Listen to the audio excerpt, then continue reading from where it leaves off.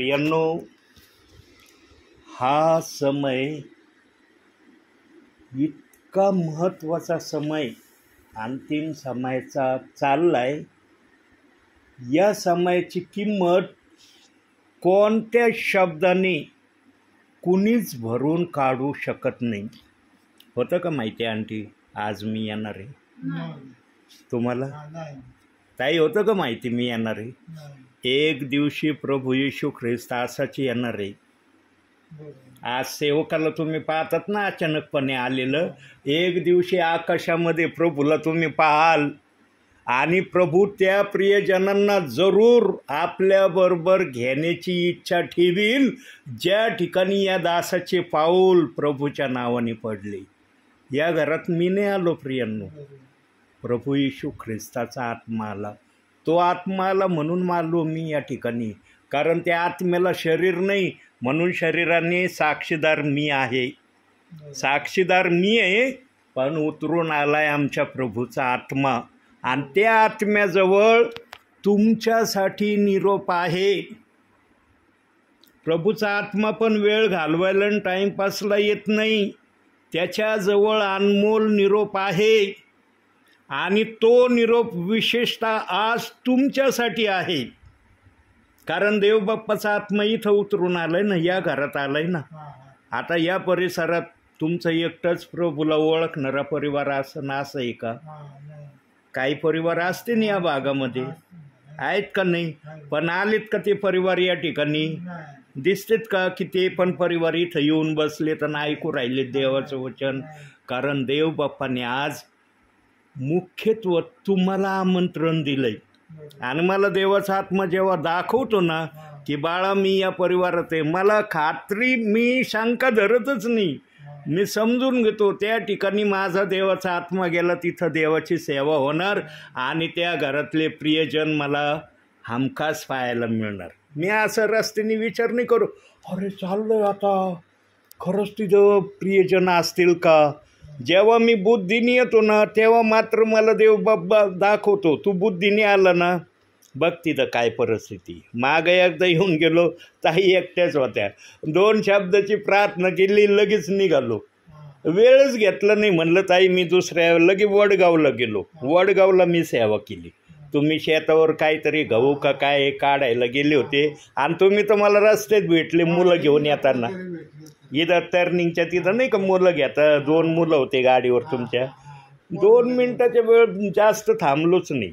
पाणी घेतलं, ताई चहा घ्या घ्या म्हणत होते, पण चहा पण नाही घेतला. म्हणलं ताई चहा नका, मला दुसरीकडे जाऊ दे. कारण ज्या ठिकाणी देवाची सेवा होत नाही ना तिथं मी जास्त वेळ खर्चच करत नाही. का माझं टार्गेट एक असतं की देवाचा निरोप विश्वासणाऱ्याला सांगणं. यासाठी मी सेवित आहे. मी वेळ घालवायला कुठंच जात नाही, याच्यासाठी माझ्याजवळ वेळच नाही आहे. देवाची सेवा जिथं होईन ना मग तिथं किती वेळ जाऊ मी त्याची काळजी करत नाही, कारण देवाचा आत्मा आहे या ठिकाणी. आता या ठिकाणी देवाचा आत्मा आहे, त्या आत्म्याला तुम्हाला काय सांगायचं आहे, कसं सांगायचं आहे ते देवबाप तुम्हाला बोलता बोलता सांगेल. प्रियांनो, एकच सांगतो तुम्हाला, संसार प्रपंचाच्या गोष्टीमध्ये एवढं व्यस्त होऊ नका की देवाकडं तुम्हाला लक्ष द्यायला वेळ मिळणार नाही.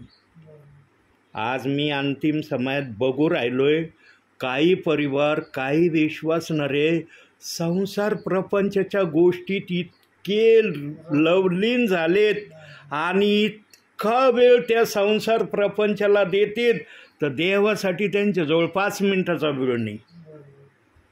देवबाप्पा आल्यावर देवबाप्पांनी जर विचारलं माझ्यासाठी तू किती वेळ देत होता, काय उत्तर देईन तुमचा आत्मा? आत्मा म्हणन हे ना बुद्धीनी निस्ते जगी काम करायचे, तुझ्याकडे यांना लक्ष द्यायला वेळच नव्हता. काही तर त्याच्या पुढचे मला सापडे ते तर चर्चला पण जात नाही. ते म्हणतात नाही आम्हाला चर्चला जायला पण वेळ नाही मिळत. प्रियांनो, जीवनामध्ये देवाला कधी अंतर देऊ नका. देवाला जर अंतर दिलं ना जीवनामध्ये तर तो देव आहे, सर्वसमर्थ देव आहे. तो बोलून दाखवित नाही, तो करून दाखवणार आहे. आज या ठिकाणी देवबाप उतरून आलाय ना, खास काहीतरी तुम्हाला सांगण्यासाठी आलाय. मला सांगितलं, बाळा आज मी डेठे परिवाराची भेट घेत आहे. म्हणलं प्रभू मी आनंदाने निघत आहे. मी नाही म्हणलं प्रभू किती दिवसानंतर त्या परिवाराची आठवण तुला आली, आज नाही जात मी, नंतर कधीतरी जाऊ. मी देवाला कधीच हुज्जत घालत नाही, किंतु तू करत नाही. देव जे सांगन गपचूप ऐकतो निघतो. मला माहिती आहे देव तिथं उतरलाय, देव तिथं आपलं कार्य करणार आहे. एक वचन बघू आपण आणि मग मी तुमच्याशी बोलतो. स्तोत्र संहितेमधून बघू.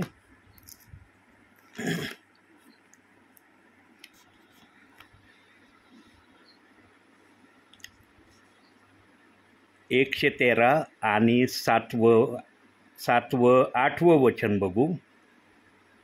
7 आणि 8 बघू म्हणजे चांगलं समजन. तो दिनास धुळीतून उठवितो, दरिद्र्यास उकिरड्यावरून उचलितो आणि त्यास आपल्या लोकांच्या अधिपतीच्या पंक्तीस बसवितो. प्रियांनो, आता बायबलचं भाषांतर पण काही ठिकाणी बदली करण्यात आले. याच्यात भाषांतरामध्ये थोडीशी मिस्टेक केलेली. राजाच्या पंक्तीला बसवितो हा शब्द मूळ जे भाषांतर आहे त्याच्यामध्ये तो शब्द होता, पण आता हे सुधारित बायबल जे निघाले त्याच्यामध्ये काही शब्दांमध्ये त्यांनी बदल केलेला आहे. दरिद्री लोकांना देव बाप राजाच्या पंक्तीस बसवितो. सांगा एखाद्या मोठ्या आमिर घराण्यातल्या व्यक्तीचं जर लग्न निघलं, तो दरिद्री व्यक्तीला आमंत्रण देतो का माझ्या लग्नाला ये म्हणून? देतो का? नाही देत. त्याला तर दरिद्री लोकांचं नावही माहीत नसन की कोण दरिद्रीन काय. पण देव बाप्पाचं वचन सांगतं की जे त्याचं भय धरतात त्या लोकांवर देव अशी दया करतो. ते गरीब आहेत हे देवाच्या डिक्शनरीमध्ये कधीच देव लिहून नाही ठेवीत. माणसाचं पान असतं. गरीब आहे, आमिर आहे, चांगला आहे, वाईट आहे, हे माणसाचं पान आहे. देवबाप्पाचं पान फक्त हृदयाकडे. याच्या हृदयात माझ्यासाठी काय आहे, माझ्यासाठी याच्या हृदयात किती आदर यांनी जपून ठेवला आहे, किंवा किती हा माझ्या नावाला आपल्या हृदयात जपून ठेवतो. देवबाप्पाचं या गोष्टीकडं पाहणं असतं. म्हणून पहिली शमूएल 16व्या अध्यायाच्या 7व्या वचनात सांगितलं आहे, मनुष्याच्या पाहण्यासारखं परमेश्वराचं पाहणं नसतं. मनुष्य बाह्य स्वरूप पाहतो, पण परमेश्वर हृदय पाहतो. हृदय, याच्या हृदयात माझ्यासाठी काय आहे. प्रियांनो, आज तुमच्या हृदयात काय? आज देवबाप इथं उतरलं आहे ना, या ठिकाणी उतरलं आहे ना. तुमच्या हृदयात किती देवबाप्पाचं भय आहे, किती देवबाप्पाचा आदर आहे तुमच्या हृदयात, किती देवबाप्पाच्या आज्ञेतून मी कटाक्षाने पाळता, किती देवाची इच्छा पूर्ण व्हावी या आशेने तुम्ही संसाराच्या कामाला डावलता, पण देवाचं काम करायला पुढं जाता. प्रियांनो, आज उलटी परिस्थिती आहे. संसाराच्या कामासाठी आजचे मनुष्य देवाचं काम नाही करत, चर्चला जात नाही. आज लय जरुरी कामाला आम्ही चर्चलाच गेलो नाही. आज विश्वासणाऱ्याला चर्चचं महत्त्व राहिलं नाही, पण जगिक कामाचं जास्त महत्त्व राहिलं आहे. प्रियांनो, जे प्रियजन अशा पद्धतीने प्रभूमध्ये चाललेत त्यांना सुधरवण्याची ही शेवटची संधी प्रभूंनी दिलेली आहे. आमच्या प्रभूंनी त्या 2 चोरांना देखील सुधारण्याची शेवटची संधी मरण्या अगोदर दिली, पण एका चोराला ती संधी समजली, एका चोराला नाही समजली. त्या 2 चोरामधून एकाला समजलं, एकाला नाही समजलं. काय दर्शवतं प्रियांनो? त्यामध्ये फार मोठा गहन अर्थ आहे प्रभूचा. ज्यांचं लक्ष संसाराकडं लागलेलं आहे त्यांना प्रभूचं महत्त्व या जगामध्ये कळणार नाही, पण ज्यांचं लक्ष संसारामध्ये पण आहे आणि प्रभूकडं अधिक तऱ्हेने आहे त्यांना प्रभू कसा आहे हे प्रभू दाखवल्याशिवाय राहणार नाही. प्रभू येशू ख्रिस्त म्हणलं का, रे चोरा, तू आपल्या आयुष्यामध्ये किती वाईट कामं केले, किती चोऱ्या केल्या, कुठं कुठं लोकांना फसवलं, काय काय तू चोरी करण्यासाठी काय काय प्लॅन केले, विचारलं का येशू ख्रिस्तांनी त्या चोराला? फक्त त्या चोराकडे येशू ख्रिस्तांनी पाहिलं आणि त्या चोराने पण येशू ख्रिस्ताकडे पाहिलं. पण आता ज्यांनी जन्मभर वाईट कामं केले त्याच्या मनात एवढा सुंदर विचार येईन का? एवढं चांगलं वाक्य येईन का त्याच्या तोंडात? पण जेव्हा येशूने पाहिलं, अरे याच्या हृदयात तळमळ चालली, अरे या प्रभूंनी तर मला पाहिलंय पण काय बोलू, मी तर जन्मभर वाईट काम करणारा, वाईट कामामध्येच आयुष्य घालवलं, काय बोलू या प्रभूला? मग आत्म्याने त्याला शब्द दिला. तेव्हा तो बोलला, तू जेव्हा आपल्या राजवैभवानी येशील तेव्हा माझी आठवण कर, कारण या पृथ्वीवर मी चांगलं काम केलंच नाही. प्रभू म्हटला, अरे यांनी प्रश्न चांगला मला विचारलाय. प्रभूंनी पण त्याला त्या प्रश्नाचं उत्तर दिलं. प्रश्न देणारा पण प्रभूच होता आणि उत्तरही देणारा प्रभू होता. पण प्रभूला हे दाखवायचं होतं त्या चोराला की जो कुणी माझ्याकडे येतो त्याला मी चांगले विचार, चांगले शब्द त्याच्या हृदयात, त्याच्या बुद्धीत ठेवणारा देव आहे. म्हणून त्याला तो शब्द बोलता आला, न तर त्याला बोलता आलं नसतं. ज्याने आयुष्यात कधी प्रभूचं नाव घेतलं नाही, कधी प्रभूच्या नावाने चालला नाही, कधी प्रभूच्या भयात राहिलं नाही, त्याला इतका सुंदर शब्द बोलता येईन का? पण पवित्र आत्म्याने तो शब्द त्या चोराला दिला, प्रश्नाच्या स्वरूपाने दिला आणि उत्तर वधस्तंभावर असलेल्या येशू ख्रिस्ताने त्या प्रश्नाचं उत्तर त्या चोराला दिला आणि त्या चोराने त्यानंतर आपला प्राण सोडून दिला. हे काय दाखवतं प्रियांनो, की आमचा येशू ख्रिस्त मरणाची घटका मोजत असलेल्या व्यक्तीवरही दया करायला सक्षम देव आहे. आहे का तुमची अवस्था त्या वधस्तंभावरच्या चोरासारखी आहे? तो तर घटिका मोजत होता की कधी माझा प्राण या शरीरातून निघून जाईल, त्याला माहिती नव्हतं. त्या व्यक्तीला येशू ख्रिस्तानी वाचवलं. तुम्ही तर एकदम धट्टेकट्टीत आहेत का नाही? आता सकाळपासून या ठिकाणी मी प्रार्थनेला येण्या अगोदरपर्यंत एकाने तरी बायबलचं एक वचन वाचलंय का? माझ्या माहितीप्रमाणे मला देवाचा आत्मा अशी प्रेरणा देतोय, यांनी बायबलला हातच लावला नाही. वाचायचा तर प्रश्न लांबचा आहे, पण हातच लावला नाही. बायबलही कुठं आहे तुम्हाला माहीत असेल.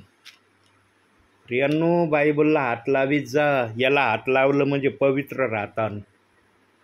याला हात लावलं ना, नुसता स्पर्श केला ना, पवित्र राहतान तुम्ही. कारण याला नावच दिले पवित्र शास्त्र, वरतीच नाव दिलंय पवित्र शास्त्र. याला नुसता टच जरी केलं ना, एक सेकंद भराचा, संपूर्ण शरीर तुमचं 24 तास पवित्र राहीन प्रभूसाठी. मग सैतानाचे कोणते हल्ले या शरीरावर होणार नाही, कारण सैतान सध्या सैरा वैरा फिरत आहे पृथ्वीवर आणि तो येशू ख्रिस्ताच्या नावावर विश्वास ठेवणाऱ्या प्रियजनांच्याच मागं लागलाय. बघा आता वचनासहित दाखवतो. तुम्ही म्हणता की हे ब्रदर नुसते बोलतात, वचन दाखवू नाही राहिले. प्रगटीकरण 12वा अध्याय 12वं वचन, एक 10 मिनटं बोलतो.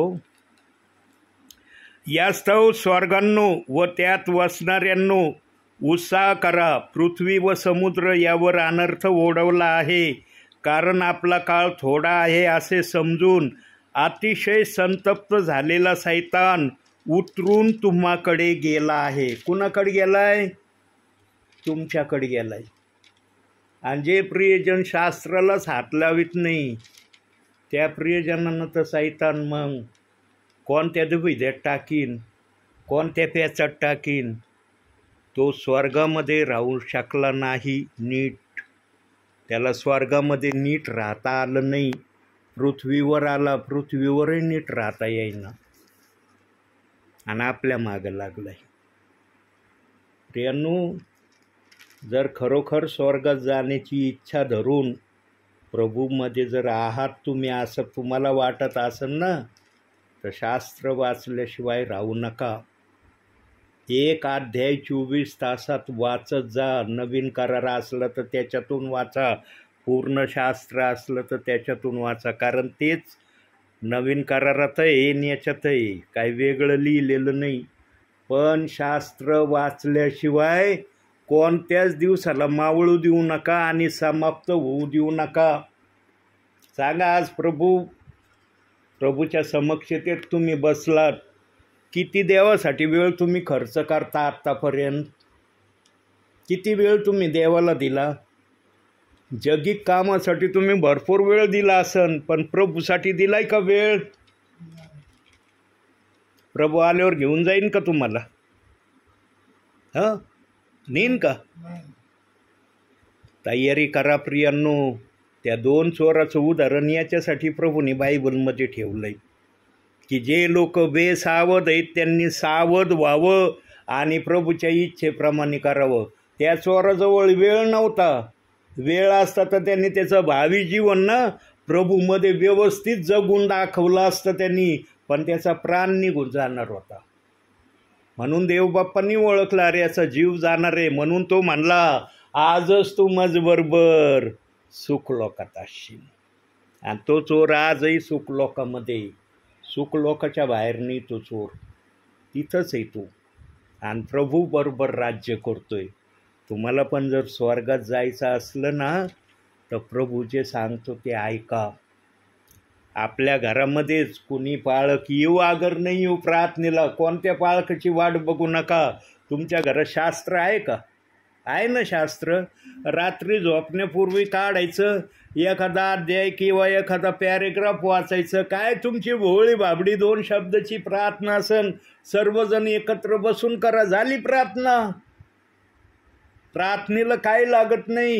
एक 10 मिनिटाचा वेळ जरी तुम्ही सगळ्यांनी रात्री झोपण्या अगोदर दिला तर देव म्हणन हे माझ्या भयात आणि माझ्या आज्ञेत राहणारे प्रियजन झाले.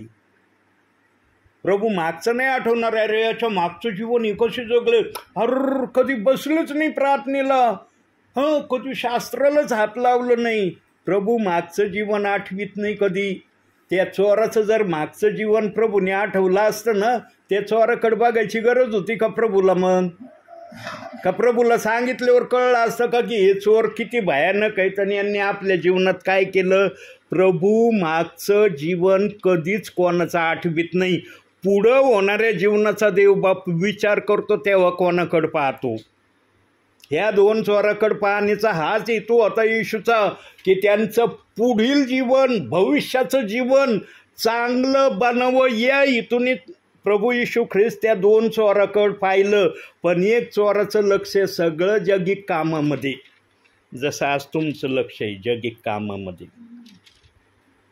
सगळा वेळ जगिक कामासाठी, देवासाठी केली तर करू बा प्रार्थना, न तर लय कटाळा आला तर जाऊ दे ती प्रार्थना नको. झोपून घेऊ, लय थकलो दिवसभर काम करू करू. प्रियांनो, देवासाठी वेळ देत जा.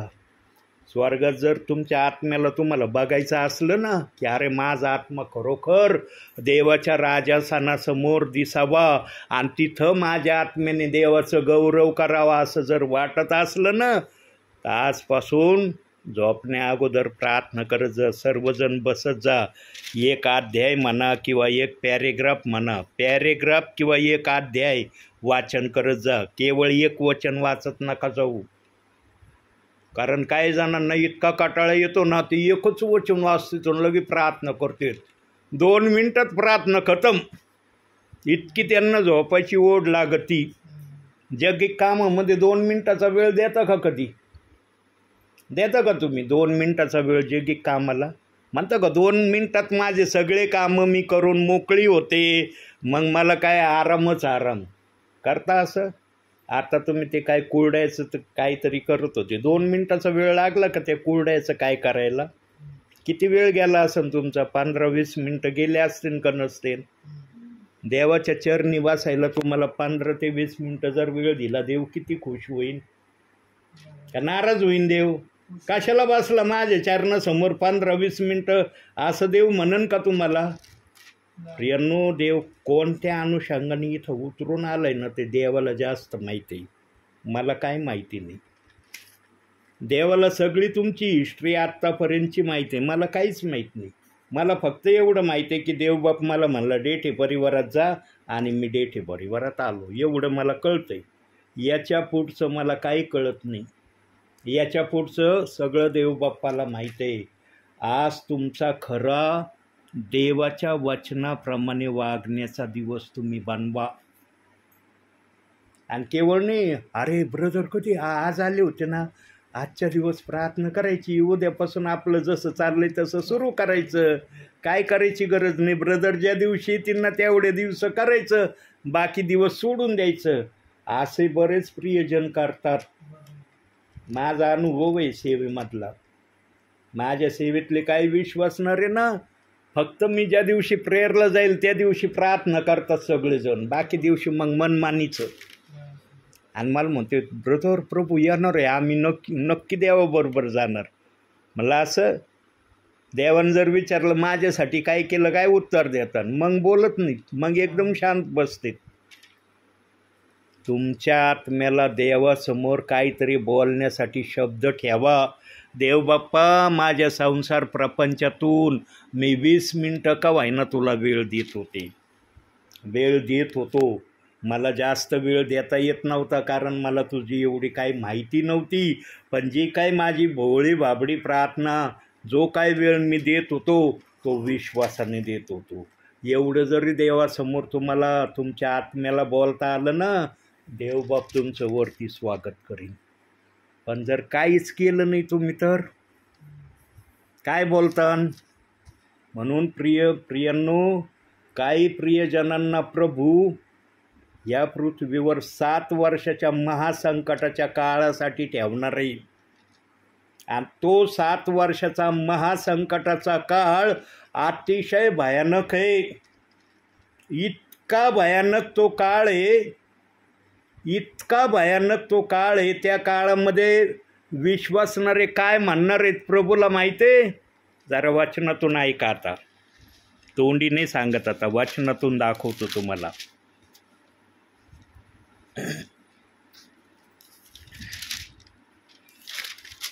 9वा अध्याय 6वं वचन.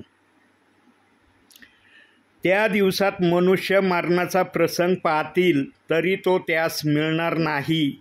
मरावयाची उत्कंठा धरतील तरी मरण त्याचपासून दूर पळेल. आज बघा, एखाद्या व्यक्तीला वाचवण्यासाठी लाखो रुपये दवाखान्यात घालतात का नाही? डॉक्टर साहेबांना म्हणतात, किती पैसा लागू डॉक्टर साहेब, आम्ही पैशाकडे पाहू नका, फक्त आमचं पेशंट वाचवा, है ना, म्हणतात ना आज दवाखान्यामध्ये, म्हणतात ना. पण इथं वचनात सांगितले, मनुष्य देवाकडं मरण मागतील, मला मरण दे, मला जागायचं नाही, मरण पाहिजे, मरण. पण त्यावेळेला त्यांना मरण येणार नाही असं वचनात दिलंय. कारण तो महासंकटाचा समय 7 वर्षाचा इतका भयानक असणार आहे, कारण विंचू येणार आहेत. आणि ते विंचू मनुष्याला पीडा देणार आहेत. 5 महिन्याची पीडा त्या विंचाच्या एका दंशाने मनुष्याला होणार आहे. 5 महिन्याची पीडा, त्याच्यावर औषध नसणार आहे. इथं काय विच्चू चावलं तर लगे 10 मिनिटात औषध भेटलं की आपला विच्चू उतरतो. परंतु जो विच्चू येणार आहे ना, त्या समयामध्ये त्या विच्चाजवळ अशी पावर राहणार आहे, त्याने जर मनुष्याला डंक मारलं ना तर 5 महिने त्या माणसाला त्या विच्चाची नांगीच्या स्पर्शाचा दंशाचा त्रास सहन करावा लागणार आहे. म्हणून हे लोक म्हणतात, आम्हाला मरण दे, आम्हाला जगू नको, मरण दे. पण मरण त्यांच्यापासून दूर पाळणार. वेदना त्यांना, त्रास त्यांचा कमी नाही होणार, पण मरण त्यांच्यापासून दूर पाळणार. कारण मरण त्या समयात प्रभू आपल्याबरोबर काढून नेणार आहे. जेव्हा प्रभू येणार आहे ना, तेव्हा तो प्रथम आपल्या लोकांना आपल्याबरोबर घेणार आहे. आणि दुसरं काय करणार आहे, जो शाप या पृथ्वीला दिला ना, पृथ्वीवरच्या माणसाला, की मरण तुला येईन, ते मरणाला तो आपल्याबरोबर घेऊन जाणार आहे. मग ही पृथ्वी मरणाविरहित होणार आहे. या पृथ्वीवर जे लोक राहणार आहेत त्यांना मरण येणार नाही, म्हणून तिथं वचनात ते लोक म्हणतात आम्हाला मरण दे, पण मरण त्यांच्यापासून दूर पळतंय असं वचन सांगतंय. आता मरण आहे, कारण प्रभूने शाप दिलाय, म्हणून मरणाची सत्ता आज मनुष्यावर आहे. विभिन्न तऱ्हेने काही झालं मनुष्याला तर मरणच येतं ना. गुचकी लागली मरण आलं, पोट दुखलं मरण आलं, चक्कर येऊन पाडला मरण आलं, है ना. मरणाशिवाय दुसरी प्रक्रिया होती का? शेवटचा पर्याय मरण ठेवलाय. काही मनुष्याला होऊ द्या इजा, पण त्याचा शेवट मरण नाही. पण महासंकटाच्या समयामध्ये मरण नसणार आहे. मरण अजिबात त्या ठिकाणी नसणार आहे. आणि मग त्या समयात त्या लोकांना आठवण, अरे आमच्याकडं देवाचे सेवक यायचे बरं का, सांगायचे आम्हाला प्रार्थनेत राहत जा, बायबल वाचत जा, देवाच्या आज्ञा पालन करत जा. पण आम्ही काय त्या वेळेला फक्त सेवक जवळ आहे घरामध्ये तोपर्यंत असं दाखवायचो की आता खरंच पाळक ब्रदर तुम्ही जे सांगतात ना आम्ही तसंच वागू. पण एकदा पाळक घराच्या बाहेर गेला, आम्ही आमच्या पद्धतीने वागत होतो. आता इथं या महासंकटाच्या समयामध्ये आठव येतोय, पण उपाय नाही याचा. आज उपाय आहे बरं का. आज काय आहे? उपाय आहे. तुम्ही जर हृदयापासून पश्चाताप केला ना, देवबाप्पा इथून मागा आम्ही कसंही वागलो ते तुला माहीत आहे, पण आता आम्ही चांगलं वागू, हे जर शब्द दिले ना, देवबाप तुमचं मागचं जीवन सगळं विसरून जाईन आणि आशीर्वादाचं जीवन तुम्ही जगायला लागता. प्रियांनो, माझ्या जीवनामध्ये सत्य सांगतो मी नेहमी माझं सांगतो बरं का संदेशांमध्ये. मी लोकांचं कधीच सांगत नाही, विश्वासणाऱ्याचं सांगत नाही, सेवकाचं सांगत. माझ्याजवळ बोलण्यासारखं इतकं आहे साठा माझ्याजवळ की तो साठा सांगता सांगता माझी जिंदगी खतम होईन एवढा साठा माझ्याजवळ आहे. आणि देवबाप त्याच्यातून काही ना काय काढून हर परिवाराला सांगतोय. कधी कधी रिपिटेशनमध्ये सांगतो, कधी कधी देवबाप नवीन गोष्ट सांगण्यासाठी मला प्रेरणा देतो. पण आज जी आवश्यक गोष्ट आहे तुम्हाला सांगण्याची ती मी तुम्हाला सांगतो. एवढे वर्ष माझी पत्नी माझ्यापासून विभक्त होती ना. आता तुम्हाला पण काही वर्ष तरी माहीत झालंच असेल की या दासाची पत्नी यांच्यापासून दूर होती. मी कधी आशा धरली होती का की माझी पत्नी माझ्याकडे येईल म्हणून? धरली होती का आशा? परंतु ज्या देवाची मी सेवा करतो त्या देवाने पाहिलं, अरे माझा हा दास इमानदार रे, याने माझ्यासमोर इमानदारी दाखवली, या दासाला मी निराश करणार नाही, याचा तुटलेला परिवार मी जोडीन. प्रियांनो, जेव्हा देव जोडायचं ठरवितो ना तेव्हा मनुष्याला काही करता येत नाही. आणि जर कुणी याच्यामध्ये ढवळाढवळ करायचा प्रयत्न केला ना मग तो देव आहे. दिमिश्काच्या वाटेवर एवढा क्रूर आणि ख्रिस्ती लोकांना छळ करणारा शाऊल चालला होता. एका सेकंदात त्याचं परिवर्तन केलं. लोकांना जेलमध्ये बंद करणारा शाऊल जेव्हा प्रभू भेटतो तेव्हापासून त्याचं जीवन बदलून जातं आणि आयुष्यभर तो प्रभूची सेवा करतो. आणि या बायबलमध्ये त्या शाऊल म्हटलेल्या पावलाचे 13 पुस्तकं या बायबलमध्ये आज आहेत, ज्याच्यातून संदेश सेवकगण आज आपल्याला देतात. देवबाप्पांनी जर ठरवलं नाही एखाद्या व्यक्तीला बदलून टाकायचं, देवाला असंभव नाही. पण देवबाप एखाद्या व्यक्तीला तोपर्यंत बदलित नाही जोपर्यंत देवबाप निर्णय घेत नाही. जेव्हा देव निर्णय घेतो ना की ह्या व्यक्तीला आता मला बदलायचं आहे, त्यावेळेस ती व्यक्ती बदलल्याशिवाय राहत नाही. इतके ख्रिस्ती लोकांना भर उन्हामध्ये सैनिकांच्या द्वारे हातपाय बांधून रश्मीनी ओढत घेऊन चाललेला शाऊल, त्याला देवबाप्पांनी दिमिश्काच्या वाटेवर त्याचं परिवर्तन केलं. प्रेषितांची कृत्य 9व्या अध्यायामध्ये 1 ते 14 वचनामध्ये या गोष्टी तुम्हाला वाचायला मिळतील की किती डेंजर आणि किती भयानक आणि किती देवाच्या विरोधात वागणारा शाऊल, त्याचं परिवर्तन देवाने कसं केलं. प्रियांनो, आज जगातले लोक एवढे भयानक नाही आहे, शाऊलासारखं कुणीच भयानक नाही आहे. आणि या थोड्या भयानक लोकांना बदलण्यासाठी देवाचा आत्मा माझ्यामध्ये येतो, संदेशाच्याद्वारे सांगतोय. आहेत का तुम्ही एवढे भयानक शाऊलासारखे? आहेत का? केलेत का शाऊलासारखे भयानक कामं तुम्ही एकदम साधारण भोळे बाबडे लोक आहे. तुम्हाला एका मिनिटात देवबाप आशीर्वाद देईल, पण तुम्ही घ्यायला तयार झाले पाहिजे. संसार प्रपंचाचे कामं जरूर करा, कारण देवाने तो शापच दिलेला आहे, निडाळाच्या घामाची तू भाकर खाशील.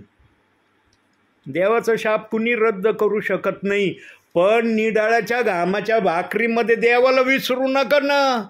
देवाचं नाव घेणं सोडून देऊ नका. आम्ही लय थकलो, आता मला काय ऐकूशी नाही वाटत, आता फक्त झोपण्याची इच्छा होती मला, असं बरंच जण म्हणतात.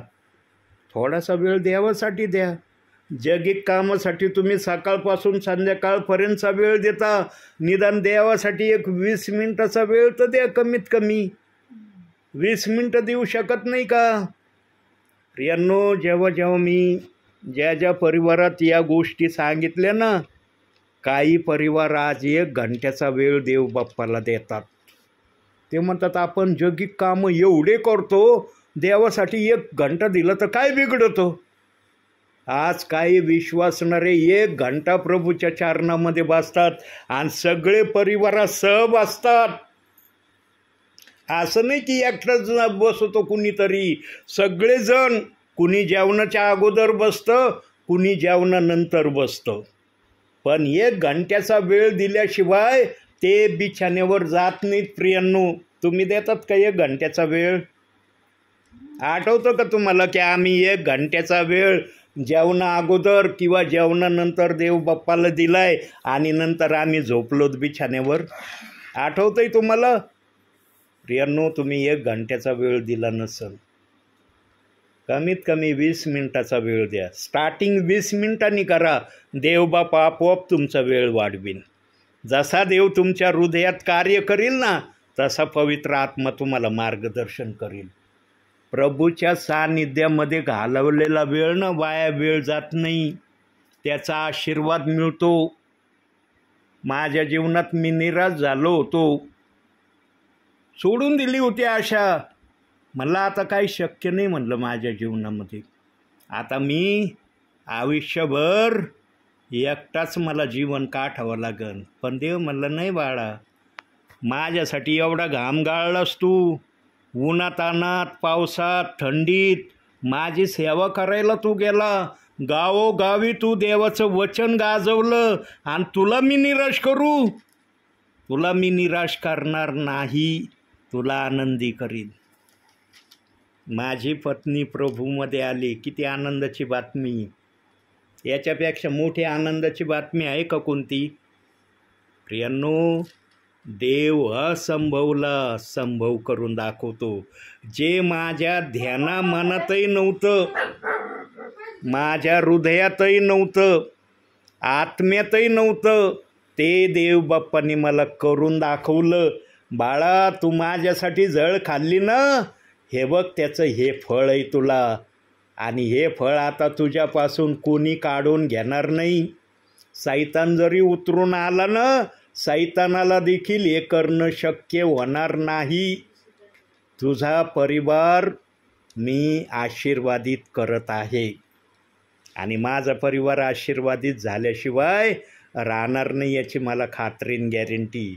कारण देवाच्या हातात आहे आता माझा परिवार, कोणा माणसाच्या हातात नाही. आणि कोणी माणूस जर आडवा आला तर देवबाप त्याला सरळ करायला समर्थ आहे.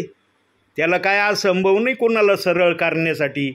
एवढा शाऊल डेंजर होता, त्याला सरळ केलं 1 मिनिटात देवानी, 1 सेकंदात नीट केलं. त्याचं सगळं मगरूपणा 1 सेकंदात घालून टाकलं, आणि तो प्रभू समोर नम्र झाला आणि म्हणला, प्रभू मी काय करू सांग, काय इच्छा आहे तुझी की मी तुझ्यासाठी करावं. आणि मग देवाच्या आत्म्याने दाखवलं की तुला माझी सेवा करायची. आणि मग ते शाऊलाचा पाऊल बनला तो, आणि त्याने प्रभूची सेवा केली.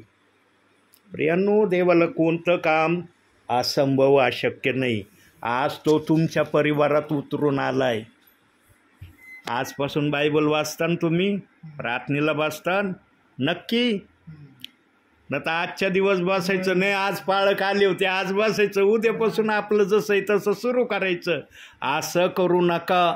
मी पुढच्या वेळेला बघा, चर्चला जाण्याचा भाग ऐका, एक मिनिट. बायबल असं वाचा. आता आज सकाळपासून इथं बसण्यापर्यंत बायबल वाचलं तुम्ही? हे बघा, आता आणखी एक प्रश्न, नाराज होऊ नका. सकाळपासून इथं मी प्रार्थनेला येण्या अगोदरपर्यंत तुम्ही जेवण जेवले नाही? त्याला म्हणता का तुम्ही नाही जेवलो? जेवणाला म्हणता का नाही मी जेवण नाही जेवलो? पण बायबल वाचायला कसं म्हणले? नाही, आत्तापर्यंत बायबलला हातही लावलं नाही, वाचलं नाही. प्रियांनो, जेवण नका जेवू, पण बायबल वाचा. कारण हे वाचलं ना, तुमच्या आत्मेला हे वचन मिळालं ना, तुम्हाला शारीरिक भूक जाणू नाही देणार देवबाप. माझा अनुभव आहे, मी अनुभवलं या गोष्टीला. मी आज सकाळीसुद्धा जेव्हा बायबल वाचतो, प्रार्थना करतो, तेव्हा मी नाश्ता करतोय. माझा एक दिवस असा जात नाही की मी प्रार्थना केली नाही आणि प्रार्थनेच्या अगोदर जेवण केलंय. मला आठवतच नाही, आणि हे मला कोणी सांगितलं नाही. मी मनाने म्हणलं, देवबाप्पांनी मला मरणातून वाचवलं ना, पहिलं देवाची प्रार्थना करत जाईन, मग नाश्ता करीत जाईन. 1982 सालापासून मी नाश्त्याच्या अगोदर बायबल वाचून प्रार्थना करतोय, ते आजपर्यंत करतोय.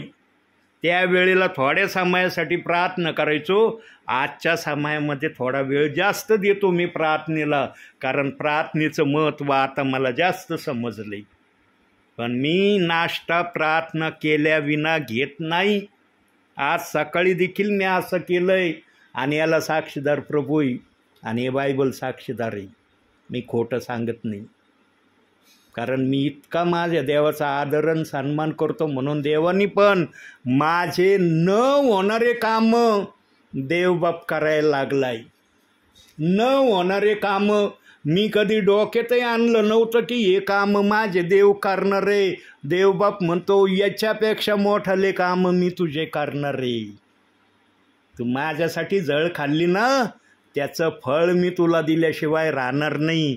जेव्हा देव द्यायला सुरुवात करतो ना प्रियांनो, तेव्हा कुणी आडवं येऊ शकत नाही. ध्यानात ठेवा, देवबाप्पांनी तुम्हाला पण आशीर्वाद द्यायचं ठरवलंय, म्हणून या दासाला इथं पाठवलंय. हा दास इथं वेळ घालवायला नाही आला. चला, मी सेवक आहे, मला काय कोणत्या परिवारात जायची मुभा मिळाली आशा इथून मी नाही आलो. माझ्या देवाचा आत्मा प्रथम इथं आलाय, आणि नंतर मी आलोय. आणि इथं आल्यावर काय चाललंय हे तुम्हाला समजतंय ना, की देव काय बोलू राहिलंय. थोडं तर समजत असेल ना, की देवाची इच्छा काय तुमच्यासाठी.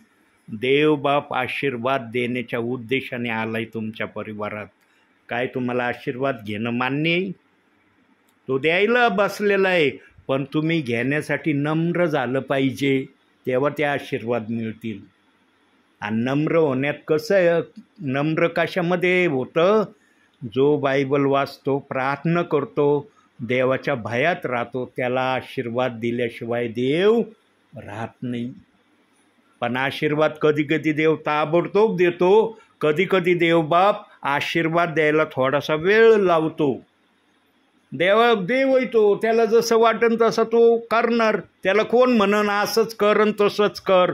तो मनाचा राजा आहे.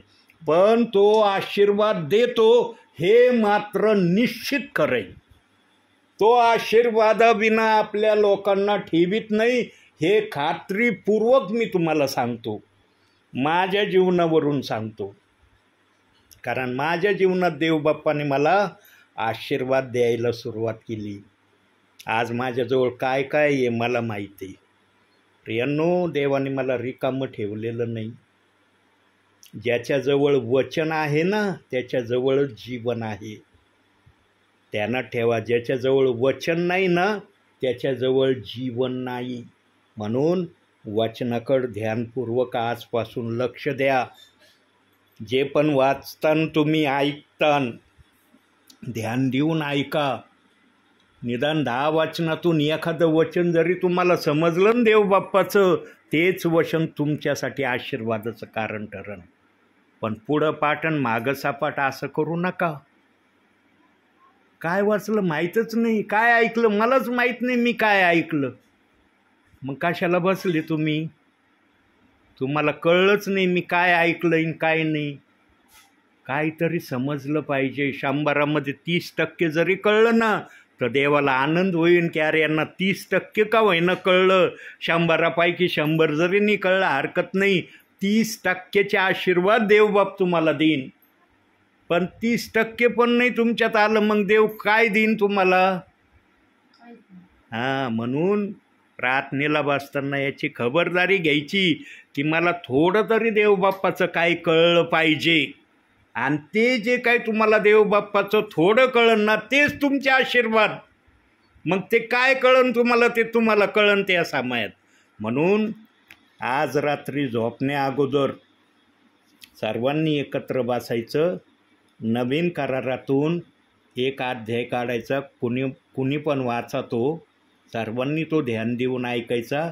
आणि मग एक जणांनी भोळी बाबडी तुमची जी काही प्रार्थना असन, जे काही तुम्हाला आत्मा सुचवीन की हे मला प्रार्थनेत बोलायचं, ती प्रार्थना करा, आमीन म्हणा आणि बिछाण्यावर झोपायला जा. करतान का असं? नक्की. आणि रोज करायचं. फक्त आजच्या दिवसापुरतं नाही, रोज. जेव्हा मी पुढच्या वेळेला येईल ना देवाच्या आत्म्याने जर मला आठवण करून दिली ना, बाळा जे तू संदेशात सांगितलं होतं तो प्रश्न यांना विचार की रोज तुम्ही प्रार्थना करतात का. जर तुम्ही होय म्हणलेले करत असलेले असले ना, मला ॲटोमॅटिक दिसन मला की अरे यांनी खरोखर केलं आहे. कारण देवाचा आत्मा मला दाखवून देईन.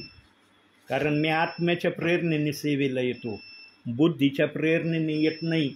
ही पहिली प्रार्थना चालली. किती वाजले आता? 7 वाजत आले असतील. 7 वाजले ना. मला 5 वाजता देवबाप्पांनी दाखवलं.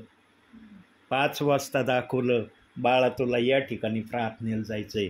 आणि लगेच तयारी केली मी. मला देवाने दाखवल्याशिवाय मी घर सोडत नाही. किती आशीर्वादित आहेत प्रियांनो तुम्ही की आज तुमच्या घरात देवबाप आत्म्याने उतरून आलाय. आणि त्या देवाने सतत आत्म्याने याच घरात राहावं यासाठी तुम्ही देवाच्या इच्छेप्रमाणे वागणारे झाले ना. देवाचा आत्मा कधीच या घरातून बाहेर जाणार नाही. या घराचा पुढारी होईन देव. आणि सर्व काही देवाच्या इच्छेने या घरामध्ये देवबाप तुमच्यासाठी करीन. पण देवाची इच्छा जर तुम्ही पूर्ण केली तर देव तुमची इच्छा पूर्ण करेल. आणि या अंतिम समयामध्ये देव ज्या ज्या विश्वासणाऱ्यांची नावं जीवनाच्या पुस्तकात लिहिलेले आहे त्यांच्यापर्यंत या दासाचं जाणं आत्म्याने आणि खरेपणाने होणार आहे. म्हणून तुम्हाला आल्याबरोबर विचारलं ना, तुम्हाला माहीत होतं की मी आज येणार आहे? तर तुम्ही म्हणलं नाही बा आम्हाला नव्हतं माहिती तुम्ही येणार आहे. देवबाप ज्या पण परिवाराची भेट घ्यायला जातो ना त्या परिवाराला देवबाप स्वर्गामध्ये घेण्याची इच्छा ठेवतो. आता तुम्ही त्या स्वर्गामध्ये जाण्याच्या तयारीसाठी तयार होताल का नाही हे तुम्हाला वागण्यातून देवबाप्पाला दाखवावं लागन. म्हणून आजच्या या छोट्याशा संदेशातून देवबाप तुम्हाला आणि मला भरपूर आणि भरपूर आशीर्वाद देव. आमेन.